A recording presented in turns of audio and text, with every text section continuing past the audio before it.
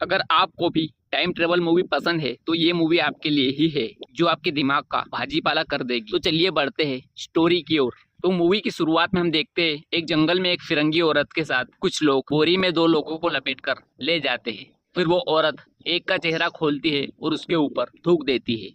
वो एक लड़की थी। फिर वो उस लड़की को उठाकर थोड़ा आगे बढ़ते हैं और एक को वही छोड़ जाते हैं। फिर एक दलदल में उस फिरंगी लड़की के कहने पर वो उसे दलदल में फेंक देते हैं। फिर वापस जाकर देखते हैं तो वहाँ सिर्फ बोरी ही पड़ी हुई थी, उसमें जो था वो भाग चुका था। फिर वो लड़की उसे ढूंढती है। जब वो मिल जाता है तो वो उसे अपने करीब बुलाती है और किस करने का कहती है। फिर वो लड़का डरता हुआ उसके पास आता है और उसे चाकू घोंप देता है, लेकिन उसे कुछ नहीं होता। इसके बाद अगले सीन में हम देखते हैं उसी जंगल में एक दलदल से कोई आदमी अपना हाथ बाहर निकालता है और बाहर निकलकर वहां से आगे बढ़ता है। दूसरी तरफ उसी जंगल में तीन चार लड़कियां और उनके साथ लड़के भी थे जो शिकार पर निकले थे। वही पास में एक आदमी था जो पेड़ों पर पत्थर से एक गोल चक्र के जैसा निशान बना रहा था। फिर जंगल में किसी के चलने की आवाज सुनकर कोई जानवर समझकर एक लड़की उस पर गोली दाग देती। फिर पता चलता है कि वो एक पुलिस वाला था जिसे गोली लग गई। सभी घबरा जाते हैं। फिर जंगल में एकदम से सन्नाटा सा छा जाता है। फिर यहाँ पर सीन कट होता है। फिर हम देखते हैं आनंद नाम के एक आदमी को जो पुलिस में था। उसकी बीवी पेट से थी। उसे अपनी बीवी की बहुत चिंता थी क्योंकि प्रसव का टाइम नजदीक था। ऊपर से उसका ट्रांसफर केरला में हो गया था। अगले दिन वो अपनी वाइफ को एडमिट करके निकल जाता है। रास्ते में वो अपनी बीवी को कॉल करता है तो उसके मोबाइल में वीक सिग्नल था, जिस वजह से उसका कॉल कनेक्ट नहीं हो पा रहा था। फिर उसी टैक्सी में एक भला आदमी अपना मोबाइल उसे दे देता है। वो अपनी बीवी से बात करता है। वो उसे बताती है कि उसे बेटी हुई है। ये खबर सुनकर आनंद खुशी से भर जाता है। इतने में ही उनकी टैक्सी से किसी का एक्सीडेंट हो जाता है जो एक पुलिस वाला था। फिर आनंद उसे उठाकर उसी टैक्सी से उसे अस्पताल लेकर जाता है। उसने वहाँ के पुलिस स्टेशन में भी उसकी खबर कर दी थी। फिर वहाँ का एसआई उससे मिलने अस्पताल पहुँचता है। फिर एक कांस्टेबल उसे एक्सीडेंट वाले पुलिस की डिटेल देने आता है। वो उसका नाम पीटर जॉन बता रहा था जो कि तमिलनाडु पुलिस स्टेशन से था। फिर जब वो लोग कैंटीन में चाय पी रहे थे तब एसआई के पास एक कांस्टेबल का कॉल आता है। वो उसे बताता है कि सर जंगल में एक कार संदिग्ध हालत में मिली है और वो लोग बड़े अधिकारियों से जुड़े हैं और रंजीत सर उनसे उलझ गए हैं। इधर वो लोग रंजीत के सामने दादागिरी दिखा रहे थे। रंजीत भी एक नंबर का सन की पुलिस वाला था।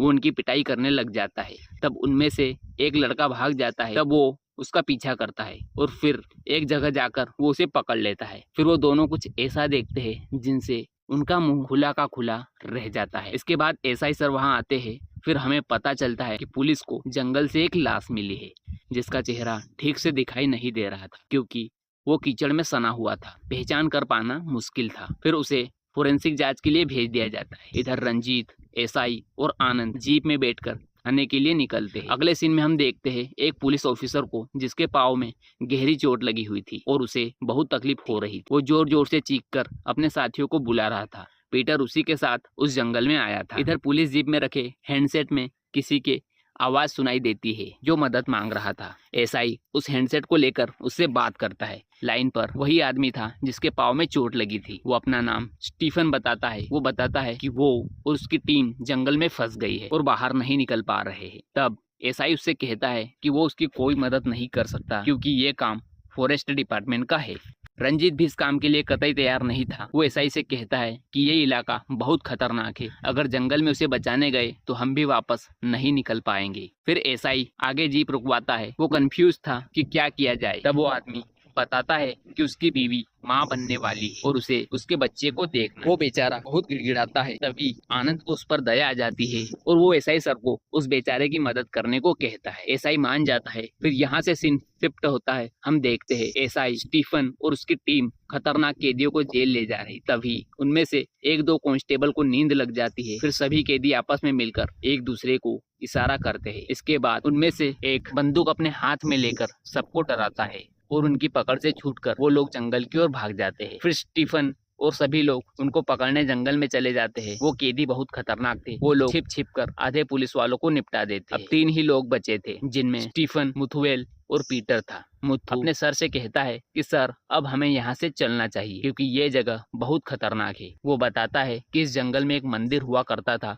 और जब से यहाँ बलि की प्रथा बंद हो गई है तब से इस धरती पर खून की बूंदे और आवाज ऊंची नहीं होनी चाहिए। उन्हें एक बहुत बड़े कोए की मूर्ति दिखाई देती है। फिर स्टीफन मुथु को दूसरी तरफ उन कैदियों को ढूंढने भेज देता है। फिर थोड़ी देर बाद मुथु के चीखने की आवाज आती है। जब स्टीफन उसके पास जाता है, मुथु को कैदियों ने पकड़े रखा था। तब स्टीफन उनमें से एक पर गोली चलाता है, जिसके बाद सन्नाटा सा छा जाता है और बहुत जोर से चमगादड़ के चिल्लाने की आवाज आती है। इतना ज्यादा शोर शराबा होता है कि सबको कान बंद करने पड़ते हैं। इधर आनंद, रणजीत और एसआई जंगल में स्टीफन को ढूंढने निकलते हैं। आनंद के पूछने पर कि लोग इस जंगल से इतना डरते क्यों है, तब एसआई बताता है कि लोगों का कहना है कि एक पुर्तगालियन रानी थी जिसे कम उम्र के लड़के पसंद आते थे, जिसने अपने से कम उम्र के लड़के से शादी की थी और उस लड़के की एक गर्लफ्रेंड भी थी जिससे वो बेहद प्यार करता था। लेकिन रानी को ये बात खटकती, इसलिए उसने उन दोनों को मार दिया और खुद भी मर गई। तब से लोग ऐसा मानते आ रहे हैं कि जंगल में उन तीनों की आत्मा है। फिर अशोक पेरूमलाई थाने के एसआई से बात करता है और उसे बताता है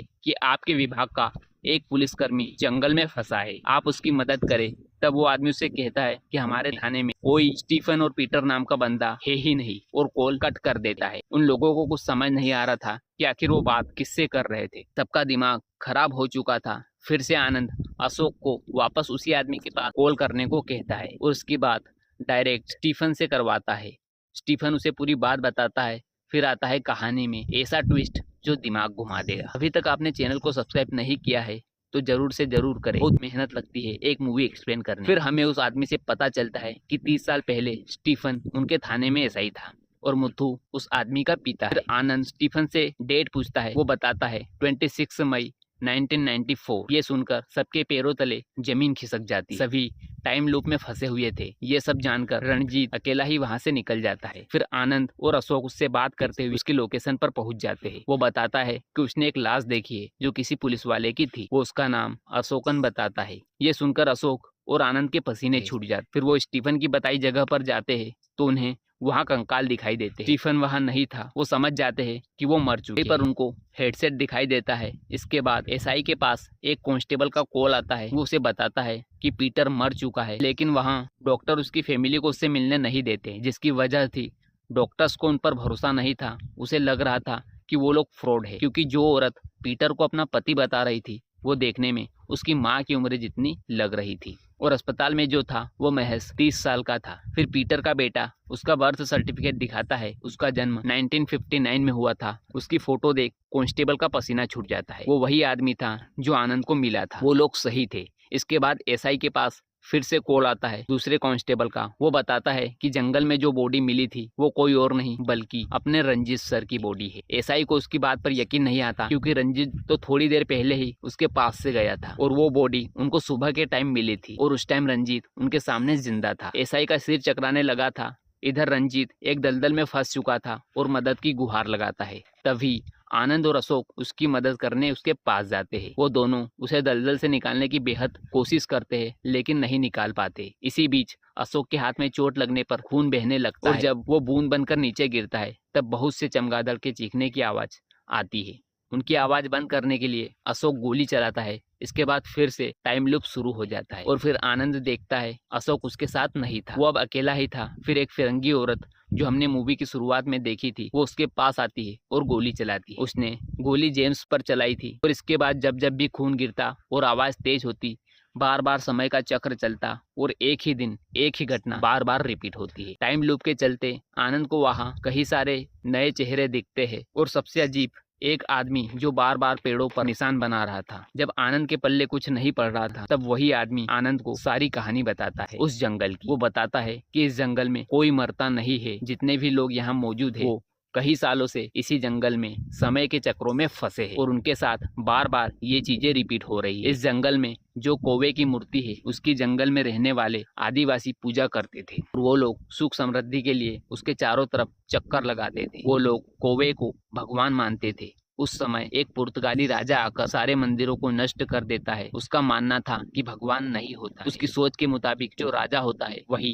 सबका भगवान होता है। वो बहुत घमंडी था। वो उस जंगल में जाकर उस मूर्ति को अपने साथ ले जाना चाहता है, लेकिन हाथियों का बल लगाकर भी वो उसे हिला तक न सका। फिर क्रोधित होकर उसने सारे जनजाति के लोगों को मार दिया और उनके आस्था का प्रतीक माने जाने वाले कौवों को जला दिया। इसके बाद देवता ने अपना प्रचंड रूप धारण किया और सभी लोग समय के चक्र में ऐसे फंसे कि अभी तक इस जंगल से बाहर नहीं निकल पाए। वो आदमी बताता है कि ये सब रोकना है तो जो घटना आपको, मुझे और हम सबको यहाँ लाई है वो दोबारा नहीं होनी चाहिए। अब आनंद ये सब रोकने के लिए पीटर को कैदियों से बचाता है और उसे बंदूक चलाने का मना करता है। इसके बाद वो स्टीफन के पास जाता है और उसे भी रोकने की कोशिश करता है। वो उसकी बातों पर यकीन नहीं करता। तब वो उसे आगे जो होने वाला है सब बताता है। यहाँ एक और ट्विस्ट देखने को मिलता है। हमें आनंद से पता चलता है कि स्टीफन उसका बाप है। फिर वो मुत्थु को भी बचा लेता है। फिर वो लोग उसी मूर्ति के पास जाते हैं। वहां से उनको किसी गाड़ी की आवाज सुनाई देती है। फिर जब वो एक दिशा में आगे बढ़ते हैं